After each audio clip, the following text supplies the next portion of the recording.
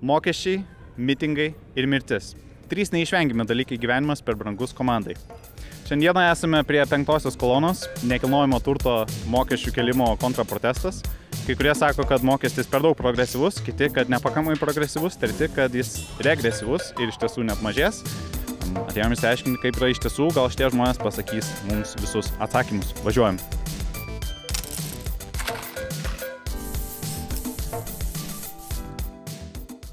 Aš nenoriu mokėti nuomos už savo namus. Aš nenoriu mokėti nuomos už savo namus. Rinkom dėl nekilnojamo turto, kad neapmokestinama, nes mes mokam mokesčius už žemę, mes mokam mokesčius už viską, mes pasistatėm, mes nusipirkom už savo pinigus namą. Tai koks čia utopiškas klausimas mokėti mokesčius. Mes, vien žodžiu, už orą jau mokam, bet jau už savo turtą mokėti nenoram. Aš, pavyzdžiui, esu jau dabar senjorė ir dar man užkraus mokesčius. Vaikai mano yra, viena Lietuvoje gyvena, o kita su vaikais gyvena, jinai kitą mieste gyvena. Kitoje šalyje net gyvena. Šiaip daug šnekėti nemėgstu ir daug politiką nesidomiu, bet jau privedė iki to, kad jau... Tas tikriausiai mus gal ir domina, kodėl dabar jums tas lūžio taškas vyko, kodėl dabar čia atėjo? Tas lūžio taškas toks, viskas brangsta. Ir tas lūžio taškas atėjo, viskas brangsta, atlyginimai tikrai tiek nekyla, kiek turėtų. Mano manimu. Ir net manyti nereikia, gyveni ir matai su savo pinigais, kaip elgiesi. Kiek kur trūksta, kaip trūksta, kada trūksta. Mes norim įsigyti nekilnojamąjį turtą ir mes nenorim už tai mokėti, nes mes ir taip sumokėsim už jį pinigus. Mes ir taip mokėsim už patį būstą, mokėsim bankui už paskolą, kodėl mes turim dar daugiau mokėti. Taigi visi žinom, kodėl susirinkom. Prieš visas negerovės, kurios vyksta Lietuvoje. Kokia sakytumėt? 35 metus palaipsniui vyksta tautos genocidas. Čia mūsų namai ir mes turim juose jaustis laisvi. Ir kas čia per mokestis? Anksčiau būdavo daktarai, sakykime, mafijos Kauno, neapmokestindavo žmonės, jie netai nušaudavo. Dabar ta pati mafija susėdo, daktarą uždarė, susėdo į Seimą. Politikai mūsų negirdi, bet kai reikia užlipti ant sienos, pasipiarinti, visada jų atsiranda. Turiu planą chuliganą. Mes dabar surinksim tos 50 su virš tūkstančių parašų ir jeigu mums pjausti veidą, tai davai padarom tokį dalyką. Partija, kuri turi 50 000 narių ir nušluojam visus jos velnius. Ačiū, kad jūs esate tokie nebejingi. Gal teko paskaičiuoti, kaip maždaug jūs jau paveiktų, kaip daugiau arba mažiau reikėtų mokėti ant to? Nežinau, aš nesu, vieni taip sako, kiti taip sako, aš tikslios tokios informacijos neradau, kas galėtų, kiek ten kainuotų. Bet gerai, man pensija užsidirbus, aš virš 45 metų esu atidavus darbui, pas mane stažas yra. Mano pirmą pensiją, kada paskyrė, man paskaičiavo tik tai 256 eurus. Ar būtų galima iš tiek išgyventi? Tik tai paskui, kai indeksavo, tada jau kilom tą pensiją. O tai pati pradžia, tai, sakau, buvo liūdna. Nors aš išėjus į pensiją irgi dar dirbau. Tokius skaičiavimus čia yra 100% gali garantuoti, kad yra apgaulės, dauguma žmonių nesupranta. Ir čia vidėta, kad reikia gal suprasti, čia apskaičiavimą. Bet kadangi čia vyks tokį didelį apgaulį, galim priskaityti, kad apgaulė. Nereikia jokių skaičiavimų. Mes labai paprastai skaičiuojam, kaip ir mokėjom pirštų, matom, kad trūksta ir viskas. Daug neužsiimam su skaičiavimais, nes ten labai viskas greitai matyti nebūna. Kai pinigų namuose trūksta, ką ten skaičiuosi? Aš žiūrėjau, man rodos, 80 eurų į metus, bet vis tiek, čia kaip ir sakė, čia kaip ir sakė, kad čia vis tiek bus pradžia, kai visur keliamos kainos ir pakels dar, tai paskui už tai, kad mes turim savo būstą, mes turėsim mokėti kažkokius milžiniškus pinigus, nesąmonė. Tai geriau jau nuomotis, bet irgi nesąmonė, kodėl aš negaliu turėti savo būstą savo šaly. Gyvenimas per brangus? Brangokas. Per mažai moka, kad tokius mokesčius mokėtum paprasčiausiai. Jeigu mokėtų normaliai, ten girdėjau šnekėjo žmonės šiandien ten ant tos scenos, taip gal ir nieko būtų prieš, bet kada pinigų trūksta, tai tu priverstas būti prieš. Gyvenimas yra brangus kiekvienam jo žmogui, nes jis yra vienintelis, bet mums jį daro materialiai per brangiu. Tai išgyvenamumas, reiškia, tampa problema dideliai visuomenės daliai. Ant skurdo ribos turbūt yra apie 700 000 Lietuvoje žmonių, kurie vos galą su galu suduria, nelabai visada turi pavalgyti ką. Tikrai tik didės. Jie pradės nuo 80, tada padvigubins ir gaunasi jau 100 šiam ir taip toliau. Tiesiog nenorit, kad brangtų toliau gyvenimas? Nesąmonė mokėti už tai, kad aš turiu savo būstą. Nesąmonė pagal mane. Tu tada važiuoji gyventi kitą šalį, tada, kad turėti kažką pastovaus. Nes čia tu visą laiką turėsi už kažką mokėti ir neturėsi nieko pastovaus. Tai nesąmonė. Mums reikia, kad rūpintųsi Lietuva ir mūsų žmonėm, ne? Ypač tais mokesčiais, kurie yra surenkami ir jie būtų adekvačiai leidžiami. O dabar, nežinau, jeigu mes surinktume visus turtus, kurie buvo pavogti iš Lietuvos ir jie susipirko, ne? Manau, čia tuoj atsistotų viskas, ir keliai, ir viskas. Ta juoda naktį vėl, švieski man vėl.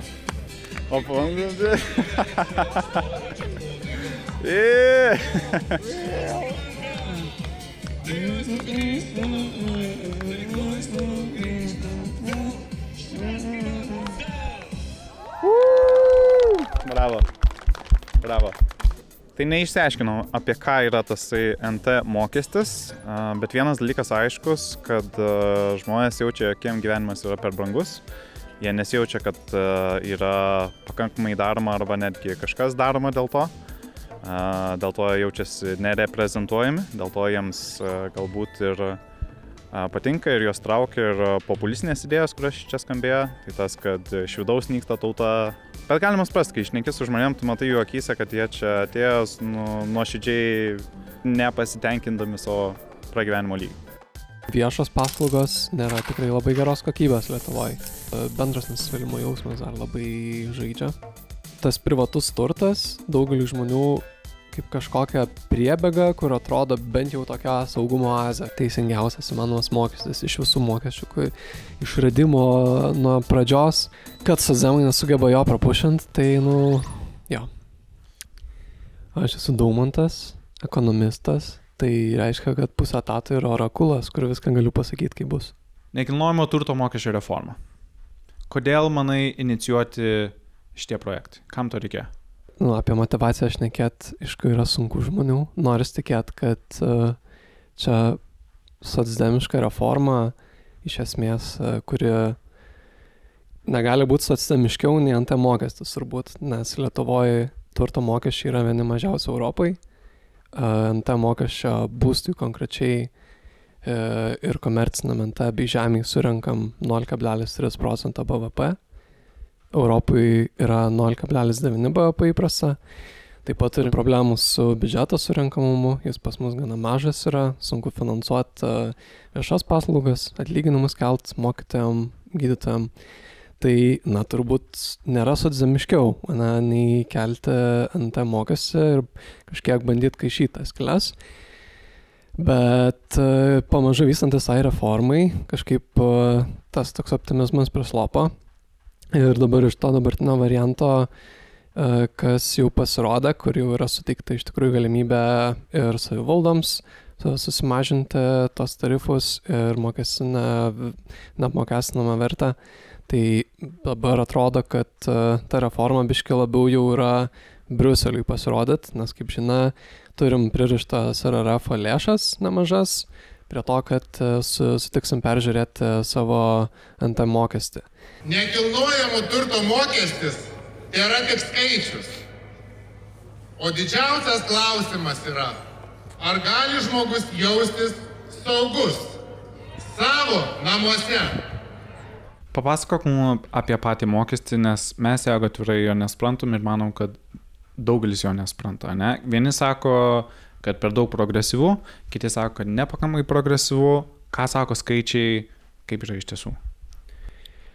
NT mokestis tai visų pirma yra infrastruktūros mokestis ir čia turbūt dažnai yra politikų klaida, kad kai tu sakai, kam tu renki mokestį, tu nepaaiškina, kodėl jis bus, kokia jo nauda žmonėm, nes nieks nemėgsta būti apmokestinamas ir turbūt iš tų protestų matėsi, kai tiek žmonių daug susirinko. Tai tas mokestis ir infrastruktūros mokestis ir jis yra skirtas finansuoti mūsų visų viešasias paslaugas, viešą infrastruktūrą, tai nes net tai, kad tu gyveni name, tai nepadaro jo labai vertingu. Tai jeigu neturėsi viešo transporto, kuris važiuoja iki tavęs, tu neturėsi kažkokių grįstų šaligatvių, pritaikytų visų žmonių judumui, neturėsi kelių, parkingų, vandentekio, kažkokios elektros infrastruktūros, na tai tavo to namo vertė nebus tokia gera, praktiškai dykumoje tu gyvensi.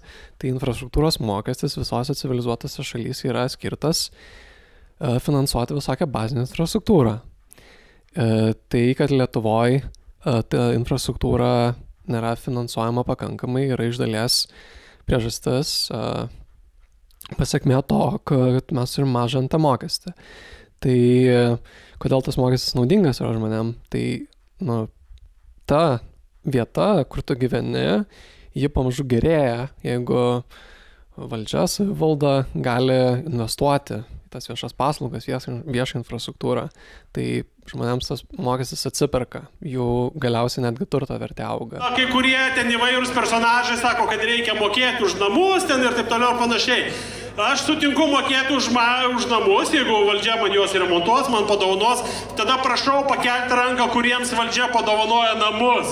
Tai yra labai svarbu, tai kad tie, kas yra turtingesni, jie mokėtų daugiau. Ir progresyvumas turi būti. Dabar tas progresyvumas yra gerokai numažintas. Turtingesni žmonės tikrai džiaugiasi, nes jeigu mes nekeistume šitą mokesčio, dabar iš tikrųjų ta apmokestinimo našta tikrai gerokai padidėtų. Žmonėms, kurie turi būstą maždaug nuo 200 000 iki 1 milijono ir panašiai vertės. Į vieną pusę pagerintas mokestis, kitur suprastintas. Tarkim, jūs neturite pinigų pavalgyti ir jums kaip šadžių sako, įves dar 7 eurus ten mokėti, žinai, kas mėnesį, per metus ten kokius 300. Tai ar jūs nuo to turėsite daugiau valgyti ar mažiau? Ar tai čia yra ta socialdemokratija vadinama? Tai norim suprasti teisingai, anksčiau jis buvo gerokai progresyvesnis, bet jį mokėjo žymiai mažiau žmonių, tai kai išplokštinam, daugiau žmonių įmoka, bet dabar mokėtų tiesiog mažesniem dalim. Ir matematiškai tikriausiai yra paskaičiavimai, kad turėtų surinkti vis tiek daugiau negu dabar surinka, ne? Kas įdomu, mažiau surinktų. Taip ir gaunasi, kad jeigu nekeistume dabartinio dizainą, tai būtų mokesčių surinkama daugiau, bet labai susispaustų mokėjimas turtingesnių žmonių grupėse, ten atsirastų visokios paskatos, galbūt optimizuoti, užrašyti ant įmonės savo gyvenamąjį NT ir naudotis labiau komerciniu NT mokesčių, bandant optimizuoti mokesčius, tai buvo bandoma šiek tiek suvienodinti komercinį NT ir nekomercinį NT apmokestinimą. Kad neatsirastų tokia, būtų uždarytas langas arbitražo visokiam galimybėm ir žmonės, kurie turtinga, gali pasimdyti teisininkus, tas schemas išmano, tai galėtų tikrai naudotis tam schemam. Tai iš esmės, jeigu nekeistume mokesčių dabartinio dizaino, būtų surinkama daugiau, bet tas mokestis galbūt nėra jau atliepiantis šiuolaikinės realijas.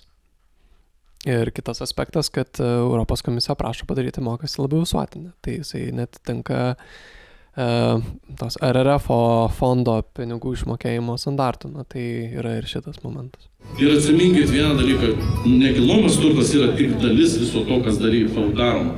O visas paketas, ką pažiūrit, baus jūs.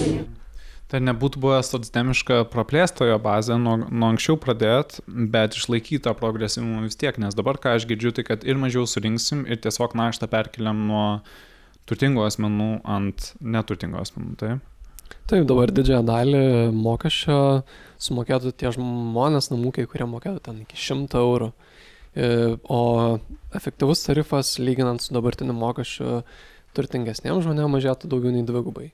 Jeigu ten turi būstą 250 iki 1 milijono vertės, tai tu iš esmės tikrai turėtum džiaugtis dėl dabartinės reformos. Tai bandom tuomet vis tiek pasivyti, kad žinotume, dėl ko pykti ir į kurią pusę. Anksčiau buvo šiek tiek per daug progresyvų ir neefektyvų, dabar yra per mažai progresyvu ir sakytum, tobuliausias variantas vis tiek kažkur būtų tarp šitų, teisingai? Taip, dabar visuotinumo mano akimis kaip ir užtenka, galėtų tą kreivę progresumą tiesiog aštriau kilti, kad tas mokestis būtų bent kažkiek priartėtų prie tokių apimčių, kurios kažką reiškia valstybės mastas.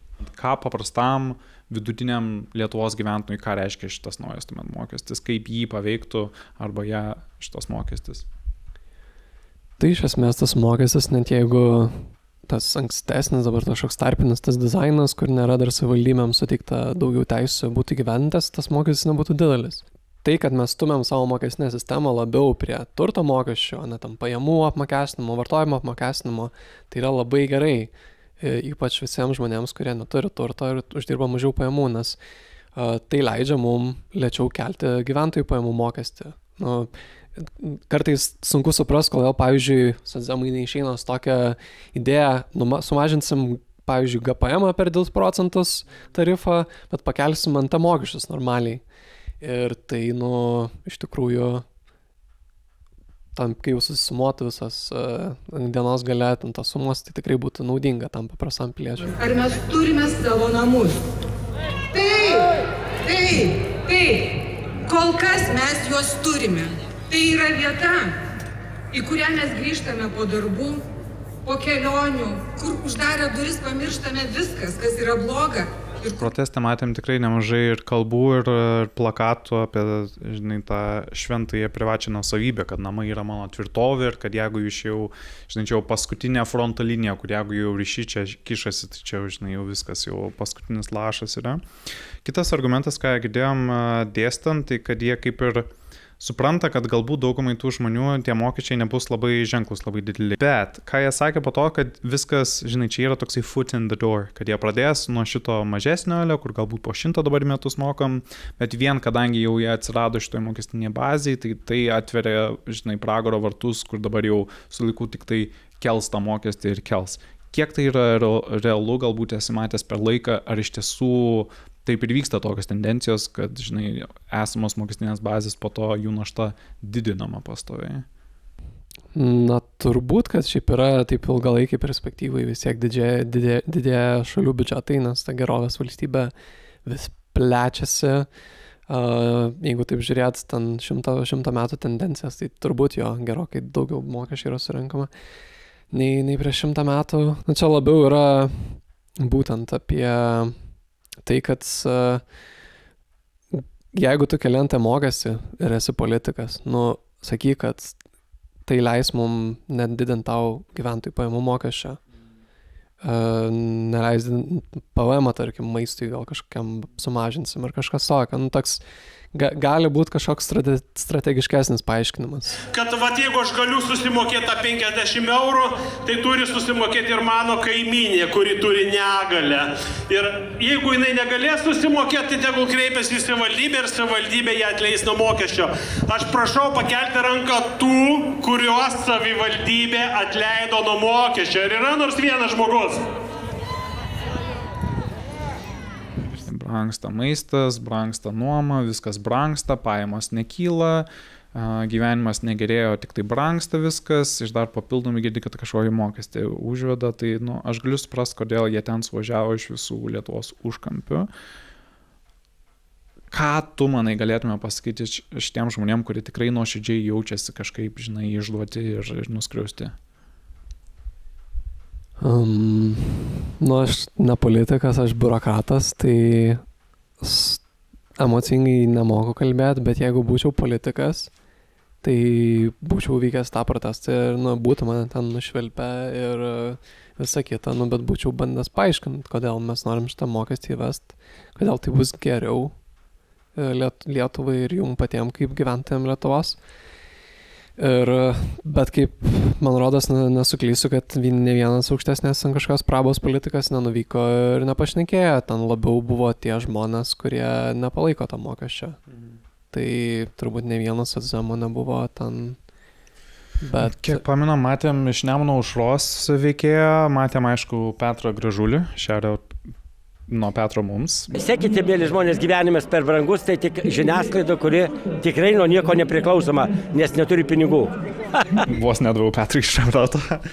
Tai matėm tokius, grinai labiau populistus, kurie akivaizdžiai tiesiog oportunistiškai naudojasi viso šito. Ir nors patys padarė, kaip padarė, bet sako, mes vis tiek su jumis, žinokit, mes čia kovojom žiauriai ir prieš mūsų valią čia viską padarėm.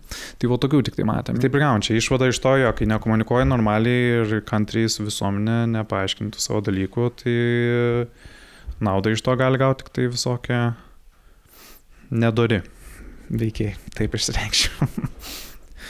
Tai tavo man, trumpai drūtai, ko ten susirinko? Tai susirinko paprotestuoti dėl to, nes neturėjo jie mokesčio, dabar kažkokią naują bus gavę. Bet ir iš to, kad iš tikrųjų viešos paslaugos nėra tikrai labai geros kokybės Lietuvoje. Tai tas privatus turtas daugeliu žmonių kaip kažkokia priebėga, kur atrodo bent jau tokia saugumo oazė, kad aš susikursiu aplink savo namų ūkį kažkokį tokį saugumą, nes ta valstybė galbūt nelabai galiu pasitikėti. Ten tos eilės ligoninėse, mokyklos irgi tikrai ne pačios geriausios kokybės. Tai lengva iš tikrųjų, kai nusivili valstybė, jos galimybė tau efektyviai kažkaip pagelbėti gyvenime, kad tos pagalbos reikia, tai kažkaip susitelkti tą privatų turto kaupimą. Ir turbūt šitas impulsas netgi stipresnis, kai to turto mažiau neturi, nei daug turi. Tai turbūt, turtuolių mes ten labai dalių nematom turbūt protestuojant, nes, visų pirma, tai jie mokesčius sumažino, tą progresumą jie buvo sumažinę, o visų kita tai, kad jie viską gali įsigyti. Ir privačiose klinikose, privačiose mokyklose daugelis turbūt dėliau turto mokėtojų tiek moko, tiek savo vaikus leidžia, tiek patys gydosi. Tai čia turbūt bendras nusivylimo jausmas dar labai žaidžia. Apibendrinant, ką aš girdžiu, tai kad žmonėms reikia daugiau pinigų turėti, kad jie galėtų daryti tokius dalykus ir nesiparinti, jeigu pakyla šitie mokesčiai, tai daugiau uždirbti reikia. Tai nereiškia, kad susiras geresnio darbo, bet tiesiog algos turi augti. Antra, reikia statyti normaliai masinio apgyvendinimo būstų, tankiau, daugiau, aukščiau. Trečia, reikia normaliai iškomunikuoti žmonėm apie mokesčius, jeigu ketinį kelt, kas bus tais mokesčiais. Ketvirta, reikia nepermetinėti visko nuo tų žmonių, kurie turi, ant tų žmonių, kurie neturi. Ar turim kažką pridėti prie šito sąrašiuko? Gyvenimas per brangus? Nes kitaip bus gyvenimas per brangus, tiesa ar melas. Taip. Su mumis buvo Domantas Kinkys, melagis ir ekonomistas. Ir vagis. Viskas tiesa. Ačiū tau labai. Ačiū.